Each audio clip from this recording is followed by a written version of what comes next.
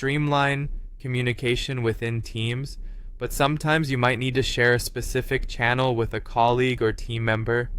Whether you're coordinating a project or just want to share relevant conversations, being able to quickly and efficiently grab a link to a channel can be incredibly useful. So let's dive into the process. First, you'll want to open Slack on your computer.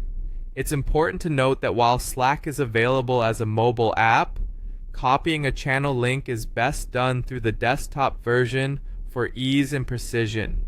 Open Slack either through your preferred web browser or by launching the desktop application. Once it's open, you'll see your workspace and channels, typically along the left-hand side of your window in the sidebar. Now, take a look at that sidebar and find the channel you want to share. Whether it's a public channel or a private one, the process remains the same. Browse through the list of channels until you spot the one you're aiming to share. Once you've found your desired channel, you'll need to right-click on the channel name. This action will open up a context menu with several options related to channel settings and features. From the options that appear, look for the one labeled Copy Link.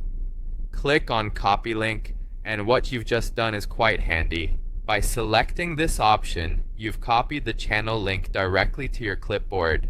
This means the next time you press Ctrl+V on Windows or Command+V on Mac, you'll paste the link wherever you need it. So whether you're drafting an email, sending a direct message, or inserting it into a document, just paste the link at your desired location and it will redirect anyone with access to the appropriate Slack channel. Just a tiny tip for those using Slack in a workspace with several team members: ensure that the person you're sharing the link with has the necessary permissions to access the channel.